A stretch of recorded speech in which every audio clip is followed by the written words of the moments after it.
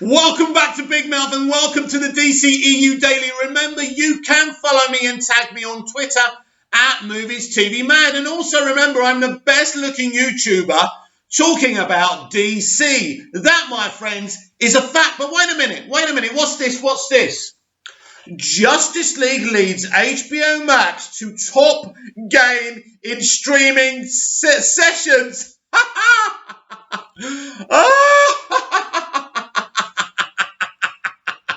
Oh,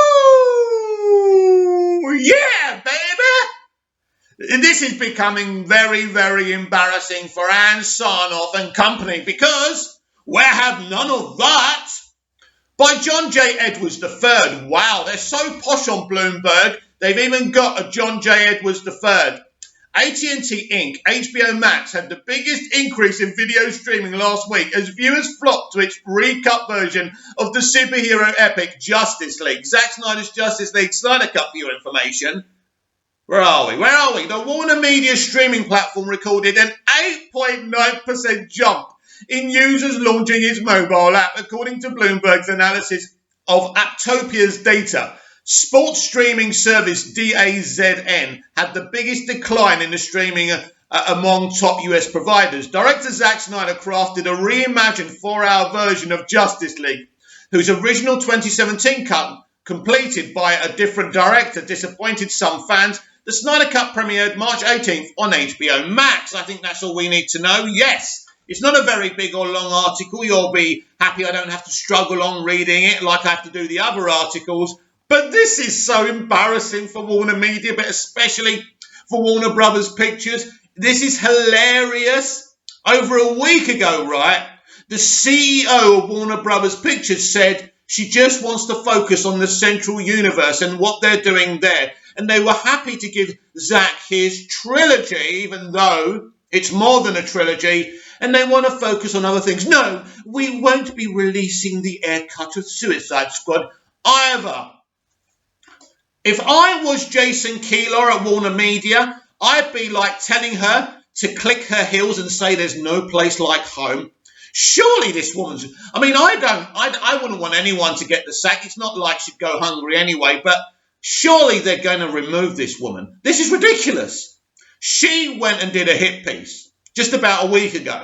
And then a week later, Bloomberg of all people, you don't get better than Bloomberg. They don't just pull out these fucking figures out of the sky. Now, these figures haven't been provided by HBO Max. It doesn't look like they're being forthcoming with their figures, and everyone's hashtagging release the Snyder Cut numbers. Well, HBO Max, to be fair, are kind of slow with revealing their numbers anyway, and I think they've got one of those big results thingies where they announce everything in a few weeks anyway, and I think that's what they're saving that for. But, HBO Max was struggling. That's why they launched the Snyder Cut even before they streamed the platform. They launched the platform. Wasn't it a week before they launched the platform? They announced Zack Snyder's Justice League Snyder Cut. Or should I say Zack did. So they knew they were in trouble. They knew they didn't have an event. The Friends reunion wasn't happening because of COVID restrictions, right? They had to do something, and this was perfect for them. But, to be fair, they were talking about doing this from November of 2019 when we had that Twitter event, right? So they were even thinking about doing this before. So this was always going to happen, right? They needed an event, and this was a big event for them. Now, whether the Friends kind of reunion happened or not, right? They didn't have much there, and this was something great for them. And as someone at HBO Max said at the time, that after announcing the Snyder Cut, that actually it's a success already. Right? They let that cat out the bag because people were subscribing even before, months before the cut was even launched. The year before the cut was actually launched, or just under a year before the cut was launched. So this was a massive success for HBO Max even before the thing streamed, right? I said to you this would be one of the most successful streaming events of all time. The title of today's episode, probably, because I ain't done it yet, but you're watching this, so I've done it already. Timey-wimey, you know what I mean. But, yeah, it is, the Snyder Cut is the most successful comic book movie of all time. It is. Again, I can't prove that, but it's a fact. You've got blue ticks and, big public figures saying this is an operatic masterpiece, right? And you're not going to continue this? Don't you want to make money?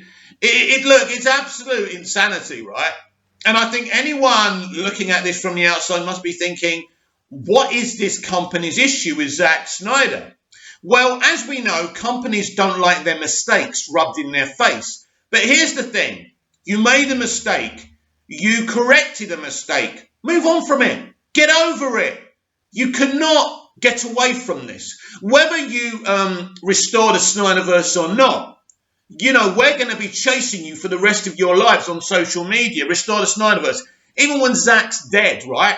If Zack dies in 50 years' time, right, and they don't restore the Snyderverse, there's still going to be a new generation watching this movie, watching this trilogy of films and saying, restore the Snyderverse, and it'll be too late by then. Don't wait till it's too late, Warner Media. Restore the Snyderverse. Green light a Justice League 2 and 3. Green light Ben Affleck's The Batman. Green light anything Zack wants to do within his DC cinematic universe, or whatever you want to call it, because Justice League was, of course, exclusive on HBO Max. So Zack Snyder's Justice League is just an incredible movie, and I keep on watching it. I'm kind of more watching sequences, my favourite sequences from it, and pulling it out. There's so many great moments. That opening sequence with Superman's scream, waking up the mother boxes. Isn't it interesting, right? Because the opening of the film starts with such a solemn moment, but it ends with such an inspirational moment. Basically Martian Manhunter, who's green, by the way, actually, coming out in a way, it is like kind of coming out the closet, isn't it? He's there in front of Bruce Wayne saying, I'm ready to serve. I'm ready to protect this earth. Darkseid isn't going away. This is going to happen and you're going to need me. So he's not in the nightmare future. So we don't know what happened to him. Is this another one Zack's killed off? I hope not, but you never know. But yeah. And so a brilliant movie. A brilliant 3 movies from Zack Snyder. And everyone's going back and admitting that now. The past is the past. 2016 is in the Phantom Zone. And we are now in 2021. And everybody, or nearly everybody, apart from a few idiotic dissenting voices, want to relaunch the Snyderverse. And I think it would be absolutely criminal to leave it at that. I mean, listen, I do want to say this. Whether we restore the Snyderverse or not, Jason Kilar has been an absolute gentleman. He's never gone to the press calling us toxic. He's responded to fans in the past saying he appreciates our passion. And that's brilliant from him, because he knows there's kind of 2 or 3% of us who do cross the line. And that's like any fandom or in any group of people. But you can't stereotype the whole group of people because of 1 or 2 idiots or people that get carried away, right? I've said that before. And so Jason Kilar has been an absolute gentleman. He's the right guy to be leading Warner Media. I'm glad that I got my shit wrong and it wasn't Ann Sarnoff in charge of Warner Media, because before of that hit piece, that's why I was so devastated when I read that hit piece, because I thought she was actually in charge of Warner Media. I didn't know for 1 second she was actually running Warner Brothers Pictures, and it all kind of makes sense now, doesn't it? J.J. Abrams kind of chose her, and he's part of those nest of vipers now at Warner Brothers Pictures with the stuff he's putting out there. And so it's a very complicated situation, but it's a situation that Warner Media and Jason Kilar must take a hold of quickly if they want to look like a together, united company. But it's like we're all saying, the more facts that come out about the success, yes, the success of Zack Snyder's Justice League Snyder Cut, it shows you how embarrassing and how an awful PR move it was to actually do that hit piece. I don't understand why she did it. I don't understand what possessed her or what possessed him. Now, Grace Randolph said there's no way that Jason Kilar didn't know she was doing this. But what if he didn't? What if nobody knew what she was going to do? And she just decided, she literally is the CEO of Warner Brothers Pictures, right? So, it could have been that I'm going to do this, right? Because if Jason and Warner Media are supporting Zack and she and Warner Brothers Pictures are not, this would be kind of a passive-aggressive thing to do to see what would happen. But what possessed her? She's supposed to be an intelligent CEO which obviously proves that she's not. She knew the feel-good factor that was going on around the Snyder Cut, that people were coming out that had hated BVS and Man of Steel in the past and enjoyed Justice League and, came out and went back to CMOS and BVS and changed their minds about the film. She knew this. And I think this is probably what triggered her to do it, and them at Warner Brothers Pictures. And I think this is the whole issue here. She took a gamble. It hasn't worked out.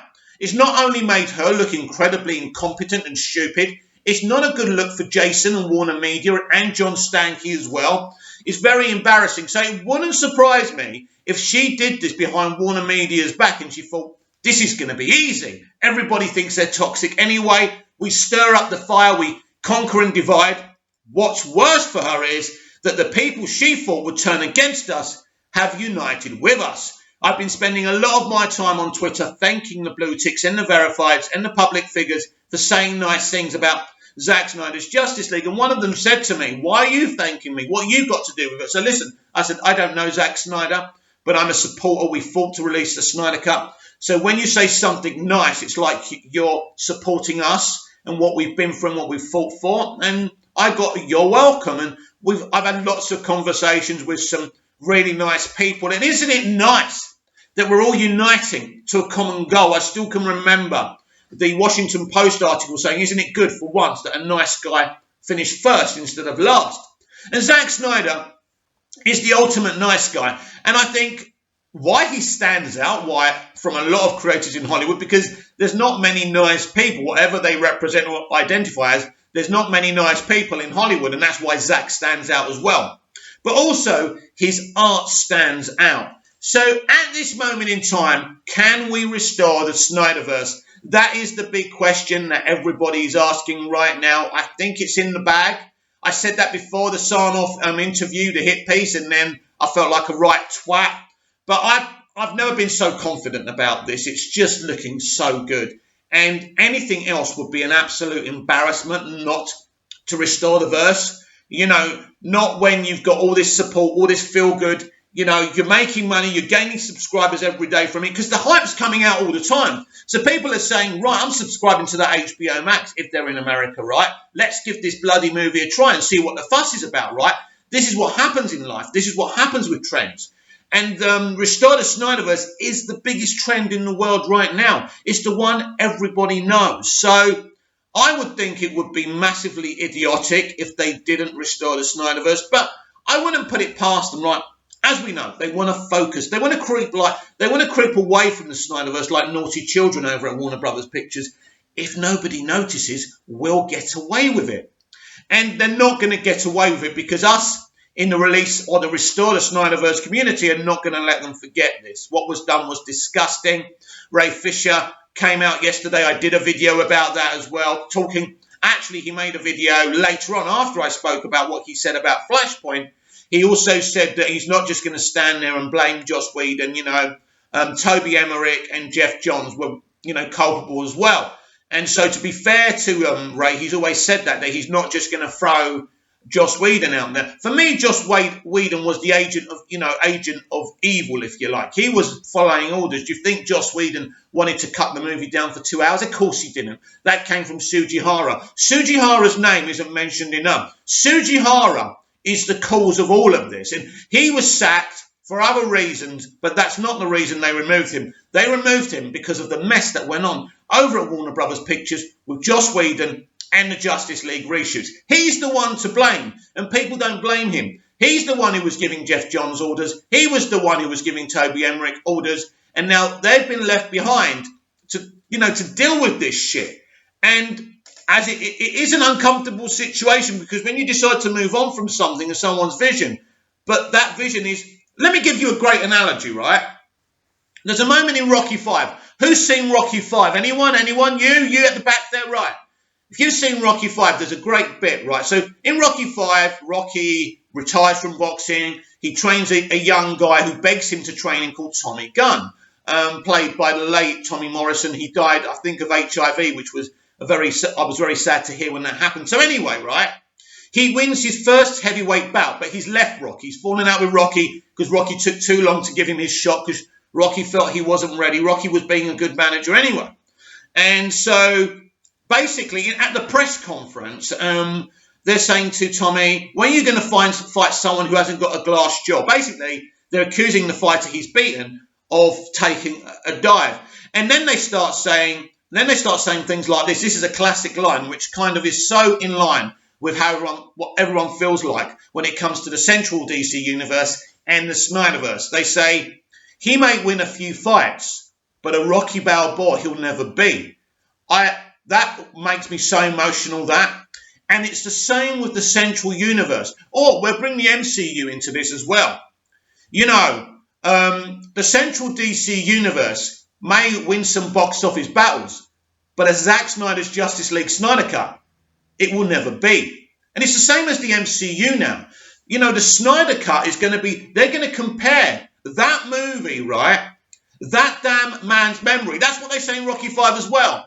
You know, his boxing promoter saying it. They're going to compare you with that man's legend for the rest of your life if you don't meet him in the ring, right?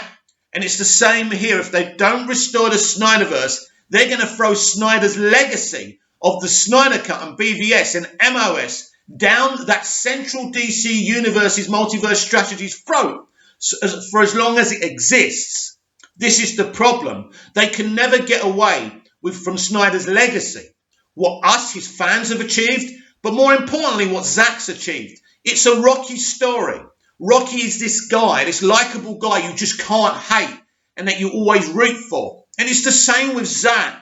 No matter what's said or what's done by people around him or people who claim to support him, even if some of them are toxic, the man himself is a formidable beam of light. And as I say, it's so comparable to that moment in Rocky V. And this is what Zack Snyder's legacy is. Zack Snyder's legacy in the DC Extended Universe is huge. And let me explain to you why, because it goes beyond the movies. He cast Cavill. He cast Affleck. He cast Gadot. He cast Momoa. He cast Miller. He cast Miller, right? They're successful castings. Nobody would have found other castings, right? And I mean, he claims he didn't cast Jared Leto. I think he might have had something to do with it, but he gave credit to David Ayer for that, and quite right too. But his casting is amazing. He set up this universe. He set up what finally became Zack Snyder's Justice League, right? So, if that's the case, then, you know, that's a legacy and a legend that nobody, especially the press now, because the press have changed their tact.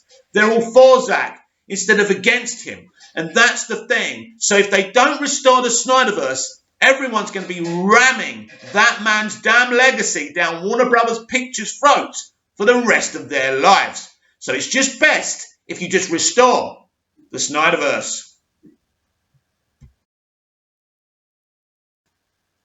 Yeah, sorry about that just a minute ago, because I think I looked a bit distracted, didn't I? That's because the internet man came to fix my internet.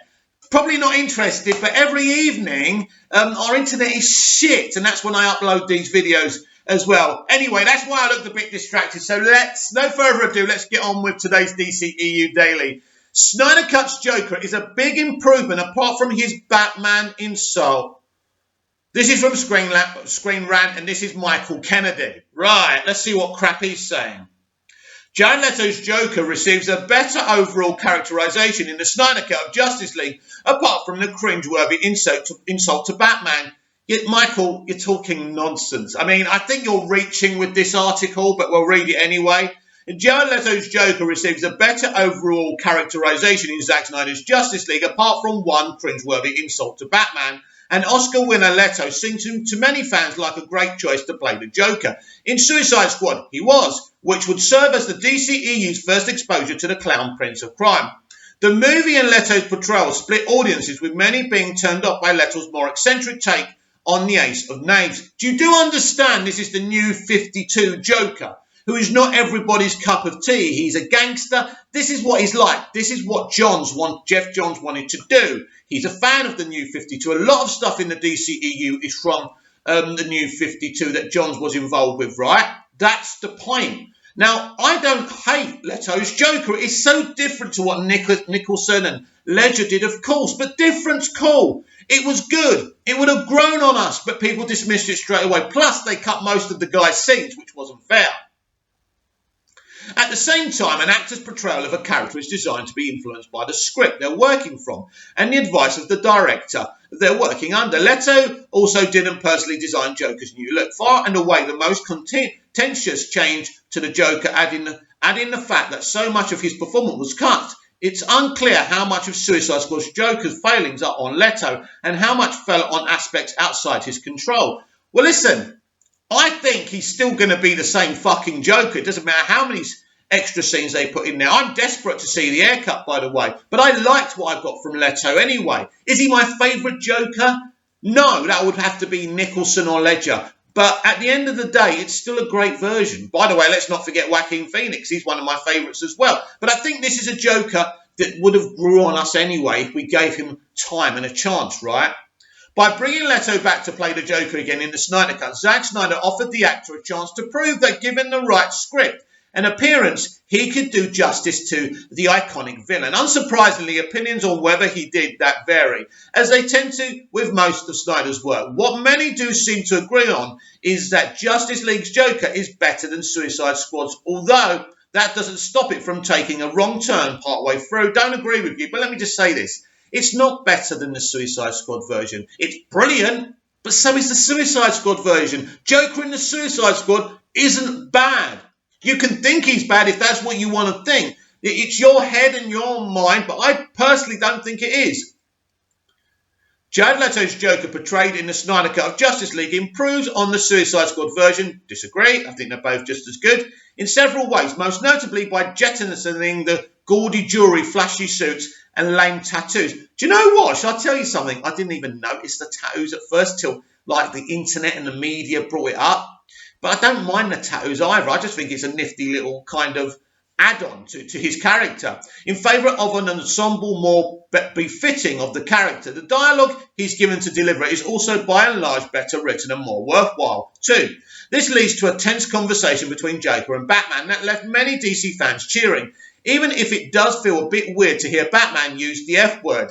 Do you know what? It doesn't feel weird to me. I grew up watching Eddie Murphy movies and other movies, 18-rated movies when I was a kid. I know I shouldn't have done. Blame my parents, put them in prison. Well, my mum's dead, so you can't touch her anymore. But, you know, I'm used to swearing, and I haven't got an issue with Batman swearing in an R-rated fucking movie. You see, I just swore. What are you going to do about it?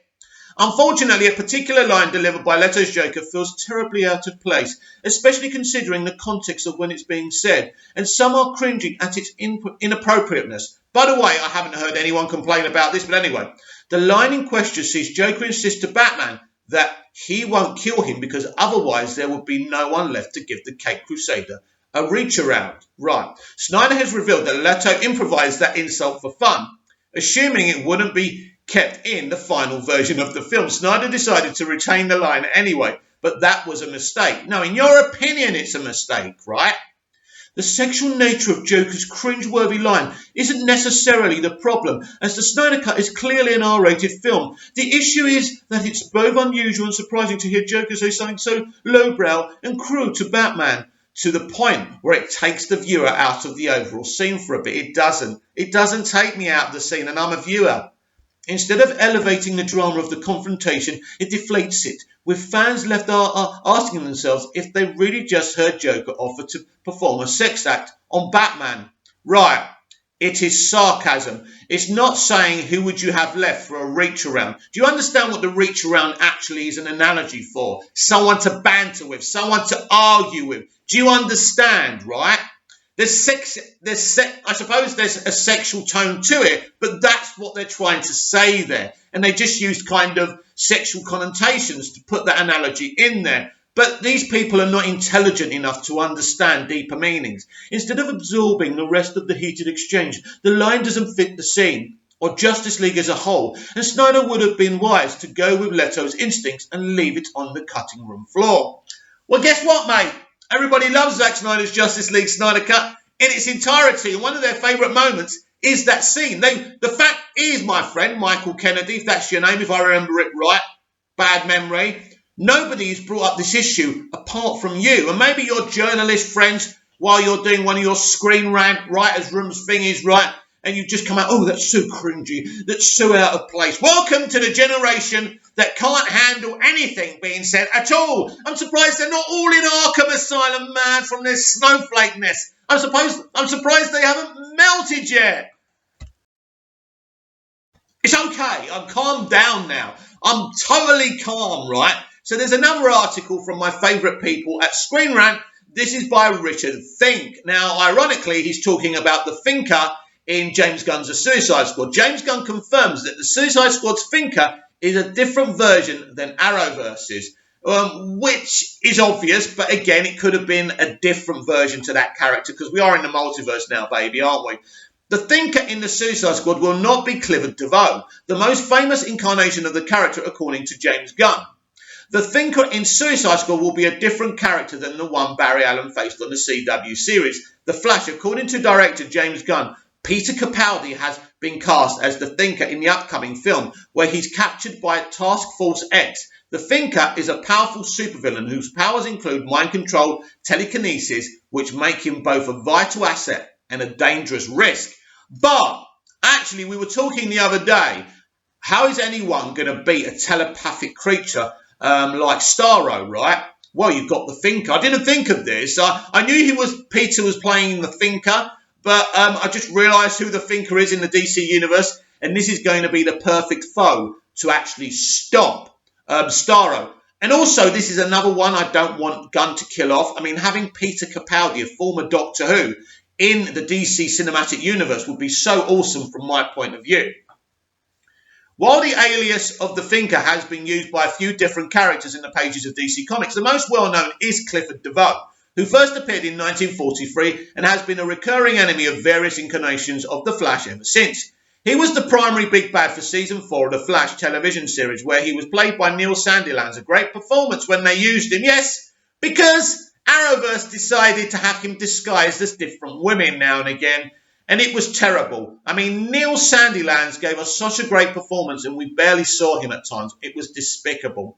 When Peter Capaldi was first confirmed to play the Thinker at DC Fandom in August of 2020, many fans assumed he would be that version of the character. James Gunn has now clarified that the Thinker in the Suicide Squad is not Clifford Devoe. When a fan asked if there might be a tease to Devoe's history with the Flash, given the Flash exists in the DCEU played by Ezra Miller, Gunn quickly confirmed that this is a different Thinker. Gunn did not confirm the civilian identity of this Thinker.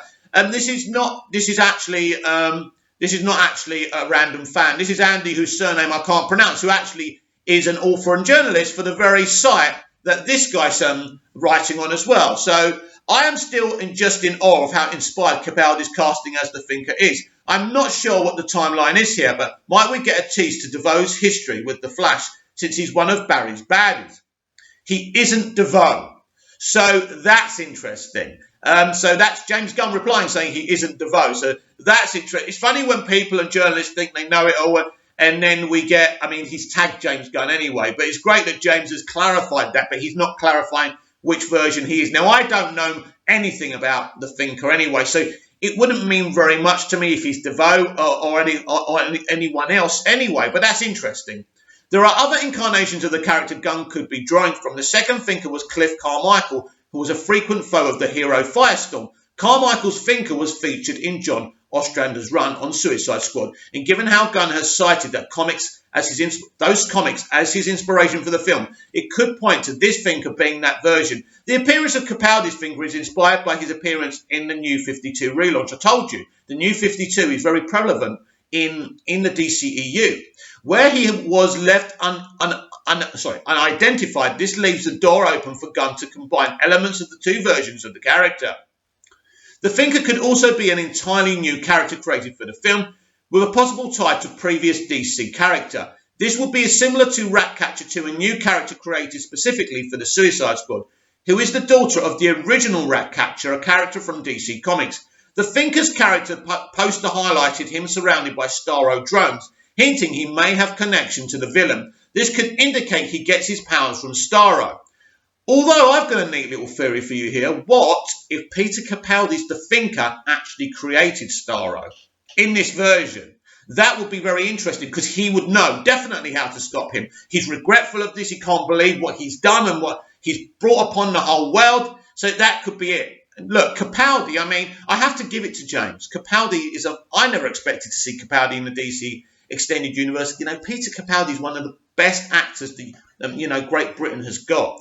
And to have an iconic actor like this who's done so much in the industry, but for me, playing Doctor Who, the Doctor, is very special and very exciting. He could be the key the team needs to beat Starro, or he could be working with the Alien Conqueror. That's a good point, given that the trailer shows him being interrogated by the team and seemingly not being present in the scene with Starro's awakening. There's some evidence that points towards the team killing him for double-crossing them. For now, the Thinker's fate, much like his identity, remains a mystery. I wouldn't be happy about this. Look, it's not a deal breaker. I'm not going to hate on James for this, but if they killed off the Thinker, especially because Peter Capaldi's playing him, it would be very disappointing for me. So hopefully, Peter Capaldi's the Thinker can turn up in future Flash movies and whatever else they're planning in the central DCEU universe. And so, yeah, that's my theory anyway, that he actually created Starro, because Starro's got telepathic powers, hasn't he? And so has the Thinker. But the Thinker is very powerful, very powerful. As you can see those things on the top of his head. At first, because Peter had his head shaved, we thought he might be playing a version of Lex Luthor. Bloody hell, he would have been an awesome Lex. We missed the boat there, but having Peter Capaldi in James Gunn's Suicide Squad makes it even more epic and exciting, and I can't wait to see it. Right, finally today, we're talking about Supergirl Season 6. Showrunners have no plans for Monel's return. Now, at first I thought this was going to be a shoo-in, that she ends up with Monel. I mean, because she could just get in her little ship and piss off to Argo City or wherever he is, right, and be with him without us seeing him. But this will be a disappointment to shippers. Now, I will explain to you after the article what these people's mentality is, right? During a recent interview, Supergirl Season 6 showrunners state there are no plans yet, for Monel returning in the final season of the CW series by Nicholas Graff. Off Screen Rant. When asked if Monel would be returning in Supergirl Season 6, the series showrunners have stated there are no plans of yet. Ever since Monel left the show during Season 3, fans have been curious about his next appearance. With Season 6 being the final run of the series, there is more hope than ever that Monel will be back, especially since he's arguably the most suitable love interest Kara has had in the series to date. And this is one of the issues with this show, that it was desperate, and its fans were desperate for her to have a love interest. Monel first appeared as a refugee from the planet Daxam in Supergirl Season 2, slowly forming a relationship with Kara. Over time, as he discovered his own abilities as his planet neighboured Krypton, soon enough, Earth is visited by Monel's relations, who do not like the influence Kara is having on him, but do see potential in using Earth as their new home. Daxam having been badly damaged by Krypton's destruction, the season ended with Lena Luthor seeding Earth's atmosphere with a substance that would poison Daxamites, thus preventing their invasion but forcing Monel to leave Earth and Kara behind while he eventually returned in Season 3. It was clear that Monel was not staying as the permanent love interest on the show, especially when they revealed he was a founding member of the Legion of Superheroes in the future.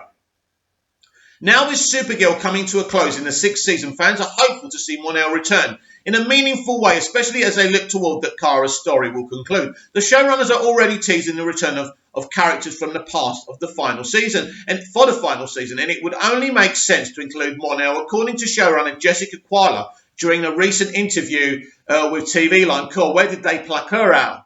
Never heard of her. Anyway, we absolutely have plans for familiar faces to hopefully appear in the final season. We're hoping that works out. We're having a very emotional full circle with some of our own favourites. So, now, it's very interesting. Strangely, though, that same interview with Quala and fellow showrunner Robert Rovner, who's been there from the beginning, by the way, has them singing a different tune about Monel. According to Rovner, they haven't even thought about Monel making a return to the show. Rover specifically says, at this point we don't have plans for Monel to return, but if it takes us there, we love Chris, he's part of the Supergirl family, but at that moment we don't have plans for him to return. Chris is a good guy, talented actor, and he's also married to Melissa Benoist. They recently, I think she's pregnant or she's had her child now, not quite sure. So they're together.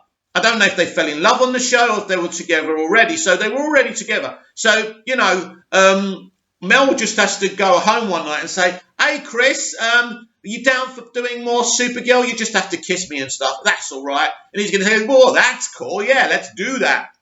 Starting this week, Supergirl will air its first 6 episodes and will not be airing the rest of the episodes of the season till this summer. So there is a chance that at the time of the interview, the showrunners have simply not finished the season yet. Now, still planning what characters will return. But with Rovner making statements like the stakes are very high in the season opener and they get higher by the end of it, it certainly feels like they have most of the season planned out already.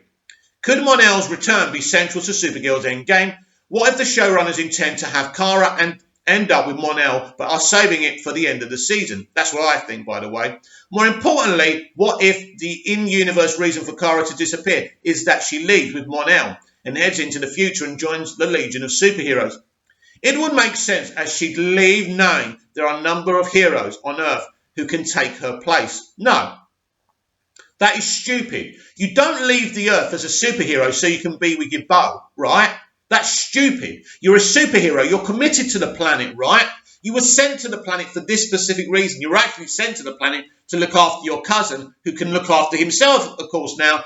But Supergirl leaving to be with a partner, just like what they did with Tyler Hoechlin's Superman, leaving with Lois to go to Kandor or wherever he went, right, so she could give birth, right, was selfish. Superman would never leave Earth for no reason or for no one. That's a fact. And Kara wouldn't either. Not the real Kara from the comics. So if this happens, which is more than likely, and this is why they're pretending they haven't made any plans yet, they want it to be a surprise for the shippers. I think Chris will definitely return. And what better way to leave the door open for Kara to appear later in the Arrowverse than to have her jump into the future with the Legion, who can travel back in time whenever direct intervention was acquired. So basically, Screen Rant have got the season's ending for us. Thanks for that. Who can travel back in time whenever direct intervention was required. Of course, they could also legitimately have not planned anything with Monel, which I don't believe. As stated, and have a completely different plan for the end of Kara's story, but it would have to be pretty good to make them forget about Monel and the potential he brings for Supergirl's conclusion. Right. You don't have to be smart. You don't have to be a writer. You don't have to understand the industry. Monel and Kara will live together. Either, basically, the Earth won't be poisoned to him for some crazy reason anymore, and he can stay with her. But more than likely, it's what this author has just said, that basically she's going to go to the future with Monel, and that's that. And she's just going to say, well, Superman's still here, or Batwoman's still here. I don't even know. They're all on the same Earth now, aren't they? If I remember Crisis properly. It does get a bit confusing sometimes. And so that's what they're going to do. It's dumb. I don't like it. But before I leave for today and finish today's edition of the DCEU Daily, I want to say this about Supergirl. Supergirl started off with so much potential. They had a brilliant actress in the lead as Supergirl, a.k.a. Kara. Mel Benoist is so talented, ultra talented, and we know that. The problem's never been with her. Forget about her feminist ramblings in the public. That's just Mel. But the biggest thing they did was cast Calista Flockhart, right, from Ally McBeal, who played Ally McBeal, as a co-lead. It was massive, and it worked. People were tuning in just to watch Cal. It was amazing. She's such a great lady, and a brilliant version of Cat Grant, right? But don't forget, this show started off on CBS, and CBS cancelled it. The premiere, the pilot of Supergirl, had one of the biggest premieres in CBS history. That's a fact. But people watched the pilot, all those record audiences, and they didn't like it, and they didn't come back for more. So CBS cancelled it and gave it to the sister network, which is the CW. The only network that doesn't need viewers to actually view it to sustain itself. Or it seems that way, right? Basically, Supergirl was a failure from the moment we came in for the second episode, and the ratings were as badly low as they were super high in the pilot. They could have done something amazing in that pilot. But instead we got, what? Because she's a woman, and crap like that. So the untapped potential of Supergirl is so devastating because I love the character. I love her in animation. I love her in the comics, right? She was pretty well represented in Smallville as well. I love the Helen Slater version. People don't like that film, but I thought Helen Slater was an amazing, inspiring Supergirl. I thought she was amazing, and Melissa Benoist could have been the same. But unfortunately, creatively, these people are creatively bankrupt. Instead of focusing and concentrating on creating a great character, a great show we could all enjoy, no matter what you identify as, man, woman, beast, LGBTQ, doesn't matter, right? This show could have been for everyone to enjoy. It could have been as awesome as any Superman show. And let me tell you this, if Superman and Lois was on CBS now, the ratings would be huge and it wouldn't be cancelled. It wouldn't be the failure that Supergirl is, because Superman and Lois has got a great concept. It's got something new going on there and vibrant. Cast members of all ethnicities and ages. But most importantly, the concept and the story and the character development is so much better than Supergirl. So I'm very sad of the failure of Supergirl, because that's what it is. You can tell me 6 seasons and I can tell you the first season flopped on CBS. Never forget that. Anyway, comment down below, like, share and subscribe, and I'll be back tomorrow with even more DCEU Daily. See you again soon.